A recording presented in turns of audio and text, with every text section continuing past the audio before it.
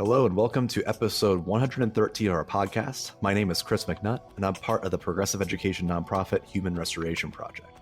Before we get started, I wanted to let you know that this is brought to you by our supporters, three of whom are David Buck, Josh Tentebaum, and Zoe Weil. Thank you for your ongoing support. You can learn more about the Human Restoration Project on our website, humanrestorationproject.org, or find us on Twitter, Instagram, or Facebook.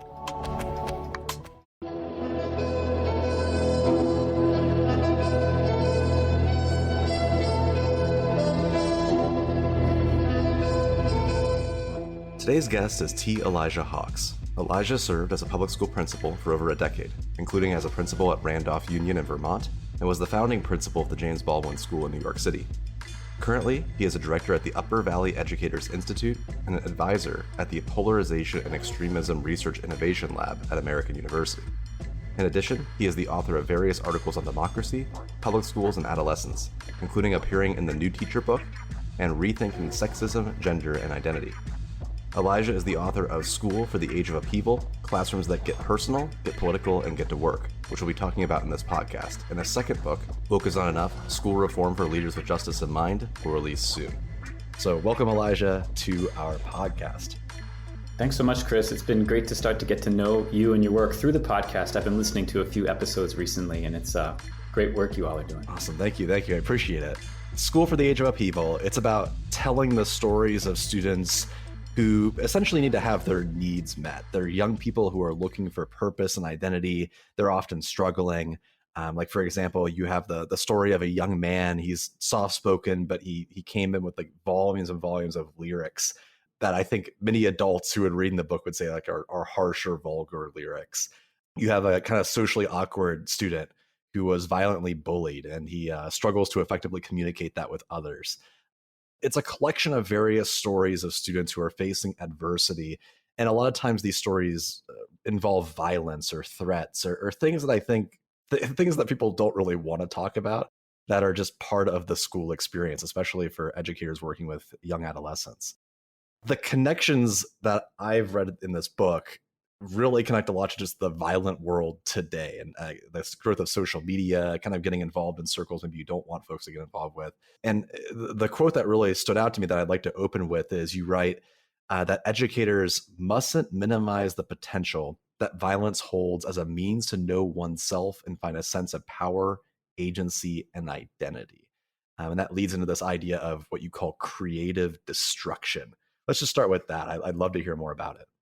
The book's divided into two parts. The first part features the stories of young people who are either doing or contemplating violence to themselves or others. And the second part has to do with the kind of curriculum we can create that can help them channel their pain, sometimes their rage, sometimes sorrow.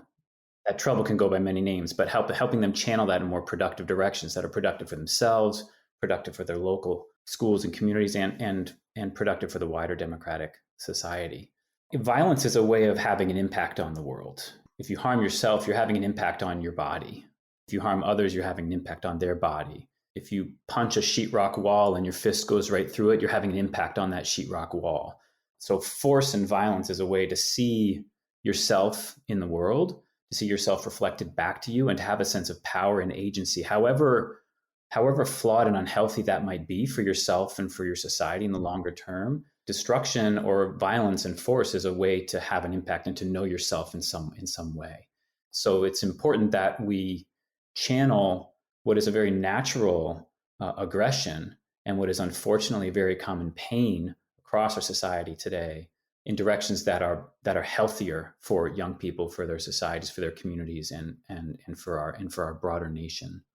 That's where we get to curriculum that is personal, that gets political, that supports students' metacognition, and that helps them get to work doing things that need doing in their communities and in their schools so they can have a sense of purpose, belonging, and selfhood that don't depend on causing pain to themselves and others as a way to get there. Yeah. You write about in that curriculum piece, kind of exploring that inner life, helping folks channel that into something that's greater. What I would see is almost like an activist stance. Where folks are able to stand up for themselves and for others by channeling into that energy towards like movement building or coalition building.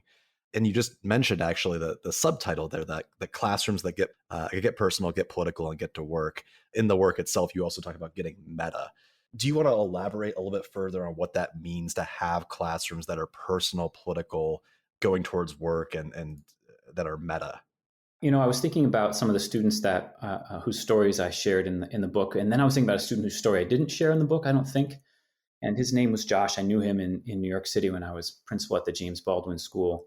And coincidentally, I knew another student named Josh here in central Vermont, where I've been working as a principal for the last 10 years before I made a career shift just last year. Both young men, or were, being raised by single moms who are struggling and working hard and not earning a dignified enough wage to have the life that they want for their children. These two boys, both named Josh, have some interesting things in common. They both punched walls. I'm remembering in particular Josh from New York City. One day he punched the concrete wall in the boys' bathroom, or maybe he punched the divider between the stalls. I can't remember, but I think he broke his wrist. And he was in my office after it happened and ended up writhing on the floor in really like a tremendous demonstration of like pain and turmoil. And it was partially related to the pain in his wrist, but it was also because we were calling his mom, and he didn't want to burden her with his trouble that day because they had recently been evicted from or booted from the shelter that they were staying in. They were recently homeless, and he just couldn't bear the idea that his pain would again fall upon the shoulders of his struggling mom. And the pain that he was feeling, the reason why he was so enraged that day and frustrated, I don't know. I don't know how he would name his emotions, and that's part of the point. He was pursued by someone who had come to the school or into the school community with a gun. So he had like gotten in trouble in the streets. And so now his life was in danger, and he was so frustrated with that circumstance that he punched the wall and broke his wrist, and then was in tears with the idea that we would call his mom. So there's a young man that needs a school that is going to get personal, get political, get metacognitive, and get to work with him. And by that, I mean, in terms of getting personal, that Josh will see his story as one that other people are also living. If he's able to hear stories of young people struggling in similar circumstances reflected back to him through the curriculum, whether it's social studies, whether it's through the arts, or whether it's the English classroom, if he can hear those stories and even perhaps have the invitation to tell his own, he will feel less alone with that pain.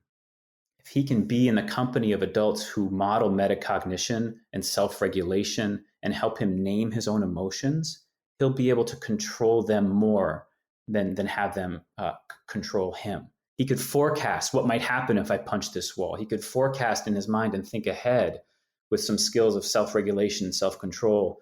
Well, I really don't want my mom to get called, so I better not punch this wall, even though I'm feeling really angry right now.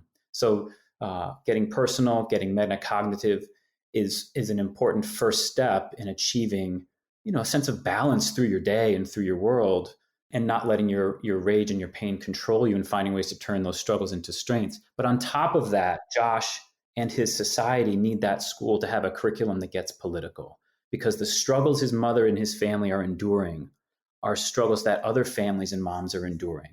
And if more than one person is enduring something, if your personal story intersects with others, all of a sudden we have a policy discussion, because we're having conversations about lives that are shaped by similar circumstances in similar ways by people who are making rules that determine, to a large degree, how we live our lives in some pretty basic ways. So he needs a curriculum that gets political also, and has conversations about housing and low-wage work, and why a majority of people shift now to the state of Vermont, why a majority of jobs in Vermont don't pay a wage that could pay your average costs of housing. These two boys, both named Josh, they need a curriculum that gets political so that they can understand that there's something that needs breaking in this world. There's something that needs to be undone. And it's not my hand, and it's not my friend, and it's not my peer, but it's this structure that is political and that ties right back to the choices that people in power are making. That's partially what I mean by getting political, and also creative destruction and rebuilding something healthier. And that also dovetails with getting to work and being able to see your impact on the world in different ways, pushing the curriculum out into the adult world, which is also the world of childhood, like pushing outside the walls of the school so that you are doing work that the community needs doing. And a lot of this is just about interrogating what the needs are of the children in the community and orienting the curriculum in the direction of those needs. As you're speaking, I can't help but think of a lot of Jonathan Kozel's work surrounding coalition Mm-hmm. building, but also just the stories that he would tell about, especially impoverished schools and the systems that these schools faced from like environmental issues, both in the community and at the school itself, the lack of economic opportunity for folks that were there, the lack of economic opportunity to fund the school, let alone the families. And it seems like there's a call to action there between changing the curriculum and getting personal that calls upon educators to themselves become political advocates for students, recognizing the fact that the classroom itself cannot fix poverty, that it is going to have to go beyond that, with educators demanding change in their local communities and nationwide for that matter, especially given the current events of today and the forces that would be heavily against any idea of including a curriculum that would, for example, specifically call out the discrimination against Black lives. It wouldn't Mm-hmm. happen in many communities without a lot of blowback. What advice would you offer educators that want to do the work in this book, but the political forces kind of at bay are going to make that very difficult for them? Yeah, great question. Obviously, this book came out a few years before the more acute divisiveness in our society that we see today. By saying it's more acute today, I don't mean that it wasn't there before, but of course, it's being given new voice, and schools are a new site for those divisions to play out. My advice is partially about, and I've heard you mention this on your podcast, is connecting with other people and forming networks of solidarity, no matter how small, because this work can only be done in coalition. In the best case, it's going to be done in multiracial, working middle class coalitions of people who care about the welfare of the children that we're rearing together, in our schools and in our homes and in our other public spaces.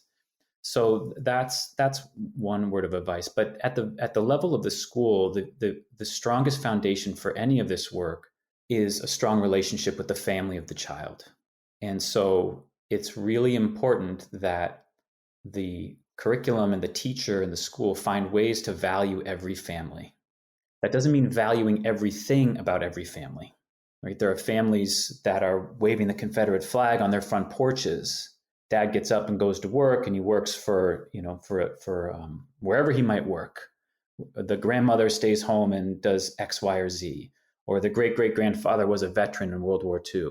Like, there are elements of their family that the school can value, and there are elements that they may not need to value. But the point is to value every family, and in doing that through the curriculum, making sure that the family feels visible, seen, and understood, one lays a foundation of trust, upon which you can do almost anything, and without which you can do very little. So that's key. Is that and in this politically polarized climate, it can be hard to do that because we retreat to extremes, all of us, where it feels a little bit, not necessarily in the extremes feels safer, but with people of like mind, it can feel safer. And so to be a teacher who's reaching out to a diverse array of families, diverse ideologically or diverse in other ways, and trying to find connections with them, that lays the foundation for this mutual project of raising this child together, because that is what's happening in the schools. That can be really hard in today's political climate, but it's very essential. It can look really simple, like this 8th grade teacher that I used to know and respect so much. Every year she started with "Where I'm From" poems, where the children write about, through the objects of their world and their memories, they write about where they're from. And those go up on the wall, and we take pictures of them. And then at the end of middle school, those pictures of those "Where I'm From" poems are projected out in a slideshow for all of the families to see, because they come for an 8th grade passage ceremony. The people in that auditorium know that the school values elements of who they are and where they come from, whether they chop wood for a living or whether they work at the hospital. So that's the foundation, Chris. I think is work projects, dispositions that ensure that every family feels valued in some way. Whether they tell you that or not, you sort of, in good faith, need to do that work. It seems like in order for us to form that coalition, it has to be a scenario where people are still remaining, at least at minimum, respectful to all the young people that are involved, recognizing that in order for us to change the minds perhaps of those that are misguided, no matter what political allegiance or background they might have, it's going to require someone to reach out and help them. They can't be ignored or have anger taken out on them. Sadly, I've seen that. I perhaps might have been guilty at it at times teaching social studies, where sometimes you can't help but go like, why are you even thinking that? Mm-hmm. And being able to find ways to react to that in a way that's healthy, that helps the child grow. Yeah. However, I think what's also interesting is that, you are a school leader, someone who had to support teachers in this work. And I know that school leaders are the ones that typically are going to face all the family pushback, at least the first line. How do you then, from your angle as an administrator, support that work without it dividing the community, if that makes sense? It will reveal certain divisions, for sure. And part of the work of the school leader is to walk towards it and to ensure, again, that the work is being done in coalition. You may have teachers in your faculty who are ready to meet and have conversations with the dissatisfied parent themselves on their own. You may have teachers who are new or of a different disposition in terms of the work who may not be ready for that, and so you can step in and support that. Or there may be other administrators on the team. You need to build a team that is able to function like a coalition, where different people have different talents, skill sets, and dispositions, because one size won't fit all. If I'm a school administrator of a certain identity, I may not want to meet with that parent because of what he just said about race in America or about women. But maybe there's someone else on our team who can do that. So it's about creating this coalition of people who have different skill sets and dispositions, who are able to then to go toward the division and create dialogue in that space with those community members who are stakeholders in the school, who are part of families or others that are paying taxes to support the enterprise of public education, who entrust their children to you every day. And so you need to walk towards those family members and engage them in if possible, one-on-one or small group conversation that isn't rushed. It's kind of simplistic, but it's not, or it's kind of simple, but it's not simplistic. It's, sometimes I think progressive education writ large is about going back in time more than it is going forward. It's about like returning to simpler ways of doing things. Like Debbie Meyer boils down assessment to the idea of sitting with a child and talking to them about what they know and what they've done and what they'd like to do. So boiling it down to more simple interactions. So that's a basic role that the school principal can play, is to embrace those conversations with people who are not satisfied with the way things are going, and to close the door and have those conversations for as long as they need to be had. Because even if those people leave that meeting feeling like you disagree with them still, or that they may even leave that meeting feeling like you need to be removed from your role, like your ideas are so divergent from them, but at least they've been heard. That in itself is something. That in itself is a step towards, or a step away from more harmful ways of addressing our problems. I've been reading Rachel Kleinfeld, who writes about democracies that devolve into political violence. And one thing she says in that book, or maybe in her essays, is all violence in these domains is local. If we want to sort of like paint the more grim picture, we see violence playing out locally, and we know that that's happening in certain communities. And so that violence, that local violence, can be averted through stronger relationships. And sometimes it's just a matter of a small degree, ensuring that people feel heard rather than not heard, ensuring people feel a small degree of trust with you rather than none. Those things matter. So that's something that school leaders can do. And also, of course, and I've heard you say this in your podcast as well, the work that we want teachers to be doing with students, we need to be doing and modeling at the level of the faculty groups and the faculty meetings. And so walking the walk and talking the talk has to happen at the level of faculty conversation as well. And school leaders have, among their most important responsibilities, determining who meets when and what the meeting agenda will be. Even if you've got a distributed leadership structure, you still have a great deal of ultimate responsibility for what the professional conversation is about. And so you need to decide what you have space and time for in your annual meeting agendas, or your 3-year or 5-year plan, and make the space that needs to be had for these kinds of conversations as they intersect with the work. You can learn from each other and learn from mistakes and model the risk taking that's involved in creating dialogue in a time of polarization. Conference to Restore Humanity is an invitation for K-12 and college educators to engage in a human-centered system reboot, centering the needs of students and educators toward a praxis of social justice. The traditional conference format doesn't work for everyone. It's costly to attend, environmentally unfriendly, and it doesn't allow everyone to engage or have a voice in the learning community. Our conference is designed around the accessibility and sustainability of virtual learning, while engaging participants in a classroom environment that models the same progressive pedagogy we value with students.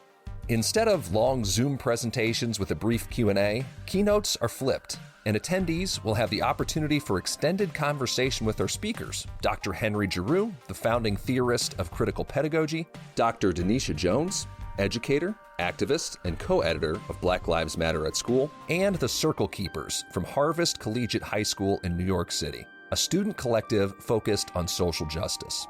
And instead of back-to-back online workshops, we are offering asynchronous learning tracks. You can engage with the content and the community at any time on topics like anti-carceral pedagogy, disrupting linguistic discrimination, designing for neurodivergence, promoting childism in the classroom, and supporting feedback over grades. The Conference to Restore Humanity runs July 25th through the 28th. And as of recording, early bird tickets are still available. It's $150 for 4 days, with discounts available for individuals from historically marginalized communities, as well as group rates. Plus, we'll award certificates for teacher training and continuing education credits.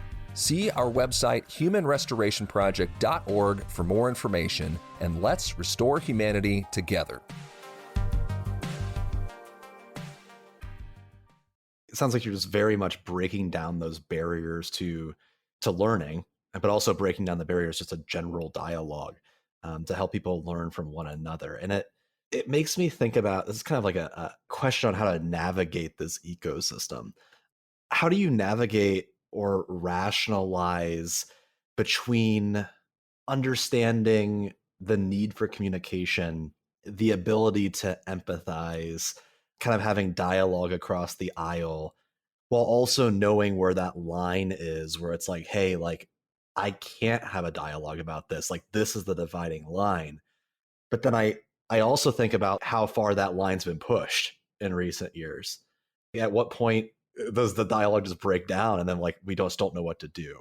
We need a mixture of vigilance and curiosity as we approach the conversations about who we are as communities, about what we should be learning, about the welfare of our kids. We need a combination of vigilance and curiosity, because the hate speech is there, the derision is there, the threats and the intimidation and the fear, all of those tropes are there.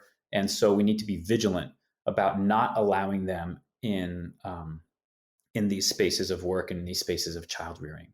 At the same time, I guess I would continue to say that there's almost always a place for someone on the team to continue to have a dialogue with the person who holds harmful or potentially harmful views.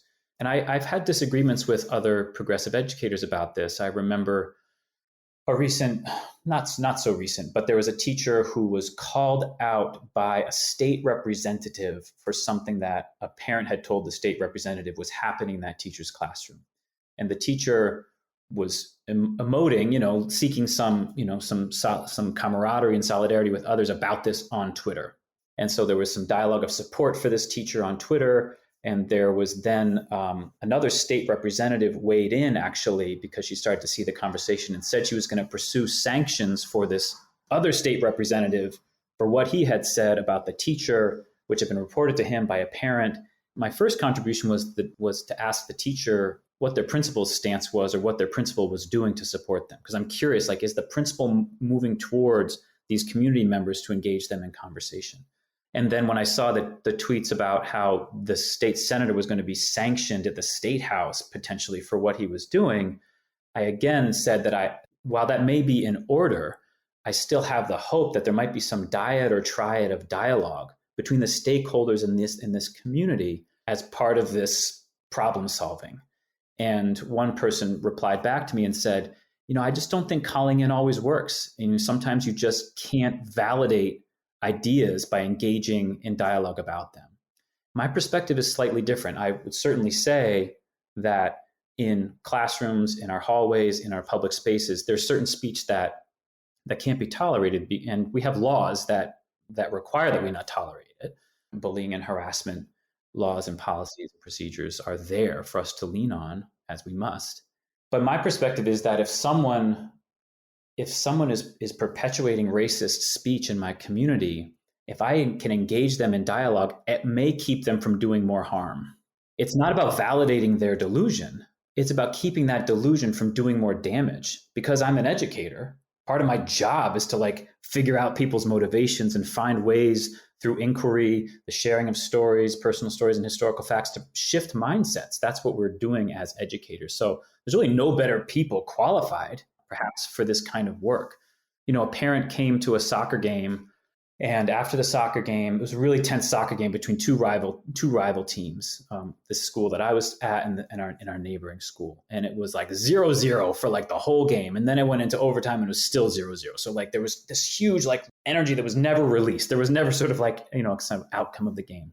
I guess what I'm saying is the tensions persisted as my team was moving on their way into the building, and the other players are getting into their cars and trucks and trying to leave the parking lot, and their paths were crossing. The trucks and my school's players. And there were some students who were Black and other kids of color on the team, and the kid in his truck leaned out and said, "Move," and tossed the N-word out at our students. And I could hear from across the parking lot that there was some tension. I didn't quite know what it was about. I ran over. The mom in this car had also said, "Move," and used the same N-word towards the students in our school. So I did my best to de-escalate that situation in the moment. And then I gave the mother a no trespass order. She was not going to come back on school grounds. I had to use my authority to be vigilant to ensure that kind of harm was not going to happen again on school grounds. Worked with the police. They delivered the no trespass order. At the same time, though, I also asked her if she would meet with me to talk about what happened. And she refused, or she declined. But I still felt like that was within my capacity to do. I can be vigilant, but I can also be curious. And that's the kind of stance that we will see in a lot of resources that are being produced these days to help people with the potential radicalization of youth. I'm thinking of resources from the Western State Center, the Polarization and Extremism Research Innovation Lab at American University, and the Southern Poverty Law Center. They're producing toolkits for educators and caregivers to help in this moment of polarization. With what you do when you hear conspiracy theories, or what you do when you hear humor that just isn't that funny because it actually has racist or misogynist undertones. What do we do in those cases? And what you'll see in these toolkits, like this one I have right here, Confronting Conspiracy Theories and Organized Bigotry at Home, a guide for parents and caregivers from the Western State Center. It's also good for teachers and administrators. You'll see a mix of vigilance and curiosity there, ensuring that you're not shaming the young person for holding certain ideas, but you're yet being vigilant in ensuring they understand that they're not appropriate or that they're harmful. So that's a stance that administrators can take and model as we engage in dialogue spaces in a time of significant division. I appreciate the framing of vigilant but curious. It reminds me of, I was the esports coach, and the curriculum on esports from the National Foundation of Collegiate Esports, whatever it is all based around social emotional learning, with a heavy focus on tolerance, like online tolerance and anti-bullying and harassment. I was always shocked by doing these lessons that were all framed around is this funny? Did you share this meme? Just kind of run-of-the-mill internet stuff. How deep those conversations quickly became once we started talking about the implications of racism and sexism, intolerance with young people, and how insightful they were. The same people who were the ones proliferating these things, sharing them online, posting them on Discord, whatever it might be, were also the same exact people who could open up and say yeah, I recognize the harm in this at this level, and kind of deconstructing it with them to the point where they would leave that class kind of questioning whether or not it was okay or not. Now, I don't know, they still might be doing those things, but at least in the back of their mind, there is something there that could be channeled towards something for good later on, which I think is a pretty normal part of growing up. I think most people, when they're an adolescent, have done things they're not super proud of. Where as we got older, we reflect on those things with hopefully some kind of mentor to guide us to channel that into something for good. So I totally understand this path you're winding down to tell these stories and then turn that into something that's useful. So let's talk about that for a second in terms of this curriculum that is being built out of this book and then kind of your work at large and what would be like a healthy rebellion. It starts with designing curriculum with the needs of young people, their families, and the community and the broader society in mind. Oftentimes we educators will think about relevance, like we want our curriculum to be relevant and engaging. So what is relevance? Oftentimes we think about relevance as mapping to interest, and it certainly does, and it certainly can. But if there's a deeper level, if you ask a young person what they're interested in, you'll get things that they're interested in that may be very engaging for them, but it also risks being somewhat temporary and fleeting, or at least it risks not mapping to a deeper need in some way. So, but if we ask ourselves and we ask our young people about their needs, about their basic needs, we're bound to discover, because we don't live in a perfect society, because we live in actually a society where there's tremendous injustice, if we're asking about our needs, we're bound to discover unfairness and injustice that needs to be understood. And if we can awaken, not that it needs to be awakened, if we can tap into the ideological powers of young people to identify and call out what is not fair, and then ask them what needs to change in their world, then we'll be on our way towards healthy rebellion. It's not about every class being necessarily about public policy, but it is about teachers having an awareness that all of our work, all of what we do, and all of how we live has a policy context to some degree. That said, if I think about the young people who took the microphone and took to the streets after the terrible massacre in Parkland, Florida, those young people had in part been in classes, some of them in AP history classes, where they studied gun policy and regulation. But they'd also been in the arts. They'd also been in theater. They'd also tapped into the powers of self-expression and finding voice in other ways. So these young people were equipped with all kinds of skills, knowledge, and dispositions to become leaders. Some of them very public activists, and I'm sure others behind the scenes leading in different ways. So the curriculum in all kinds of ways, when we orient things towards authentic audiences, when we orient the work towards public presentation of work, when we orient the work towards doing things that the community needs doing, we're giving young people the skills they need to build a better world.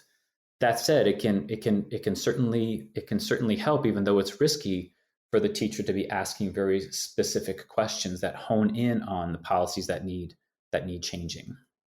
It sounds like too that you could use the arts as a way to balance talking about things at school that could be traumatic or maybe so deep that it's uncomfortable, with also having like a more, I don't want to say shallow because it's not shallow, but just like an emotional healing process, because we're also dealing with a space that's recovering. I don't know if that's the best way to frame it, from a pandemic, still kind of ongoing pandemic, along with the various, I mean, school shootings, racist atrocities. It seems like every other week there's a new thing that young people are dealing with that they have to heal from, that they've been able to get through. And I would imagine that there's, in addition to a space for channeling that anger, also a space for just like, let's just have fun together and play and like be kids. Where does that fit into like this? Yeah, it's super important. And the book doesn't stress that perhaps enough. The importance of play, the importance of extracurricular life at the school. It's hugely important. And I think the book doesn't discuss that enough. The importance of play, the importance of athletics, the importance of the arts as a means to find one's voice, to find belonging, especially if the mentorship and the coaching is mature and healthy adults doing the work for good reasons. Those aspects of schooling and childhood are hugely important. I'm going to paraphrase here. You had sent out a thing on social media, on Twitter, the other week about, I want to say, and this is sad that I have to say this, I want to say this was a response to the Buffalo shooting, where obviously a young person with incredibly racist views went and murdered people in a mass shooting spree. And you had said something akin to the idea of, this was a kid that was in classrooms. And what kind of is drawn from that are what are the implications for classroom educators or for schools and systems and classroom leaders to the fact that so many mass shooters are either high school age or like just graduated from high school. How do we talk about that? How do we even like begin the discussion of something that is so traumatic and horrifying? Because you don't want to blame teachers. Like you wouldn't want to like sit there and go like, oh, these teachers failed this kid, because it's so much deeper than that. But at the exact same time, there is space, as you were just talking about with the resources that you mentioned, to help de-radicalize kids, because it's not necessarily this is happening in school, it's usually happening online. So where do we start there? What does that look like? Yeah, you're absolutely right to say that educators don't need another dose of blame or shame, especially in the wake of something of that nature. And I know the feeling of failure that one can have when you realize you haven't understood a child's pain or aggression or their likelihood of to do violence to someone else. We had two boys removed from our school a bunch of years ago, and they were gone for a full year before we were able to get around to some restorative process to bring them back. They were gone because the police and their families and state agencies had decided that they were planning something terrible for the school. And the sense of failure among the educators who felt we knew these boys from middle school up into early high school years was profound. That said, do we want to feel like we matter in the world or not? We want to feel like we matter. So if I'm an educator and I matter, then what I do in school is shaping a young person to some degree or another. So as much as I can, I want to shape them in the right direction. So this boy who killed 10 Black people in Buffalo, he was a writer. His manifesto is more than 100 pages long. He has things to say about race, nationhood, identity. He has things to say about these matters. And so and I don't know the school, so this is a very superficial judgment. But if one compares the degree to which this young person is writing and thinking about race and nationhood and identity, compare it to the course catalog for that school. I downloaded the course catalog. I've started to do this after these mass shootings. I just want to know what high schools these young men have attended. And then and again, it's a superficial exercise, but I think it's indicative of something about the leadership of the school and about what the community values. Download the course catalog, word search, democracy. It appears once in a 50 to 60 page high school course catalog. It's a U.S. history survey course. Democracy is mentioned once. All right, let me search for freedom. This young person wants to talk about these things. Freedom comes up once in this 50 to 60 page course catalog. It's an art class. The teacher is talking about how students want the freedom of determining their materials or final projects. So it's not freedom in a political sense. Search for the word race or racism. How many times does that word come up in the course catalog? 0 times. Not once is the word race or racism mentioned in a comprehensive high school's course catalog here in the United States. And that's the school this kid went to. So we have to take on some responsibility for holding these conversations, which are of essential and indeed life or death importance to our country. And we have to recognize that we educators, and I also should say, Chris, that after 16 years as a principal, I've stepped away and I'm now working with people who are becoming principals. So I can't claim to be in schools the same way I was last year. And I know that other educators who are listening to this may want or need to know that. But my sense of what we're striving for now as educators, whether we're in schools or supporting educators outside of schools, is that we need to be striving for coalition and solidarity. Our sense of success needs to shift a little bit from whatever it was maybe when we started our careers, like what we thought we were going to be able to achieve. The goal actually is solidarity in the work. The goal actually is sustaining in this struggle for a more just democracy. And that's going to be achieved in small and big ways day to day, sometimes just by like having a shoulder to cry on from somebody who's there to support you. There's a different mentality, I think, that educators need today as we enter into this work. And it's certainly not to reproduce school that we knew, most of us as young people, 10 or 20 years ago. It's something different, and it has to do with solidarity and coalition and keeping the needs of our democracy in the foreground, and knowing that that depends upon our ability to get personal, get political, combine our personal stories with historical facts in ways that build our sense of what's true, that can guide us towards what is right and what needs doing. The framing of being able to make a difference, I think, is a very positive way to look at that, in the sense that we know that the reason why these things occur is the result of many failed systems, whether it be like gun control, mental health, school. Like there's so many different things that go into this, but knowing that an individual educator can at least attempt through ability that they have to make things better, I think is powerful. I think it's the reason why people become teachers, is they want to make a difference and they want to help people. And a lot of times that's super uncomfortable. It is uncomfortable to have those conversations at times. I was a social studies teacher, and a lot of what I did in the classroom was open dialogue, like Socratic seminars, talking about current events. And you would hear students express things that were highly uncomfortable, especially I taught at a magnet school. So we had students that were working class, upper class, conservative, liberal, students who identified in various ways, and students that rejected those identities in various ways. And many times students would say things, sometimes without even recognizing, that were highly offensive. And navigating that as a teacher at times was it was traumatizing. Like it was like people would do things and you're like, that made me feel terrible, knowing that like I had to hear that. And of course we attempt to work through that, but it's a lot of work. It takes a lot of mental effort. I just convened a group of folks over the last couple of months. We called it the Strong Schools Dialogue Series, and we actually looked ahead to the 2024 election, indeed January 2025, and imagining, unfortunately, that maybe something else like what happened will happen again, in terms of a contested election, in terms of like a very divided American people, and wondering what can we do in the next couple of years to prepare our schools for 2024-25.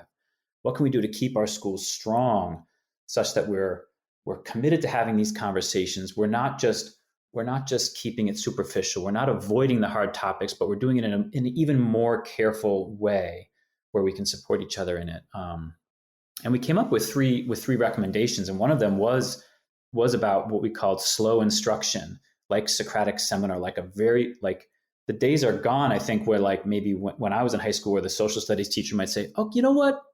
Let's have a debate today, or like, let's have a discussion about this instead. Like, I think that, that maybe well-intentioned and perhaps appropriate, but maybe somewhat impulsive shift towards having whole class dialogue now, it needs to be approached much differently. Unless you've like got months and months of creating that safe space, you really need to plan. You need to plan for like 4 weeks to have 2 days of student to student dialogue. It's a different context, but we can still do it if we're careful.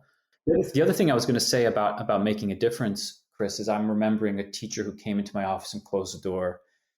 And this was a teacher who had worked with students with emotional disabilities and learning disabilities. And she, came with an activist kind of orientation, she just went the extra mile for these young people and their families. And for years and years and years and years, she got them to the finish line, like they graduated. Maybe it was 5 years, maybe it was 6 years, maybe it was in the regular 4 years, maybe it was through an alternative program, maybe it was this or that, but like they graduated.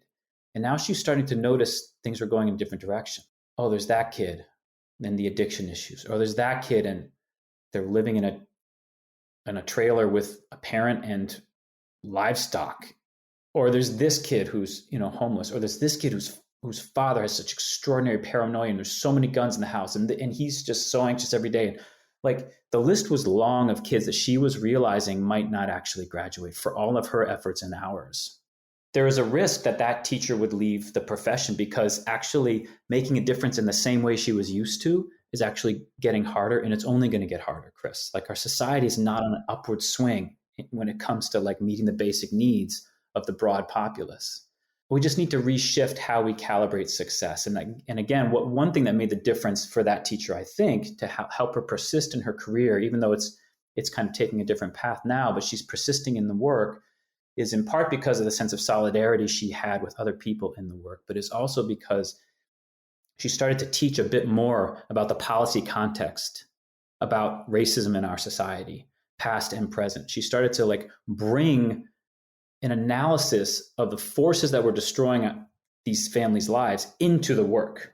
Because if it's just about the individual child and helping them overcome insurmountable odds without interrogating those odds and trying to change them from a policy perspective, the work will start to feel like Sisyphus's, rock. But if we can start to understand like where this mountain come from, who built this mountain that we're rolling this rock up? Oh, okay, it's those people. It's this political class allied with these, corporate oligarchs, allied with a cowardly media that are actually passively and actively conspiring to build an insurmountable mountain that only ends in a cliff for so many families. But solidarity with others in the work and turning our attention both on the individual needs and the society in which they live and bringing that into the curriculum is actually part of sustaining ourselves as educators, because we'll find hope in each of those three things.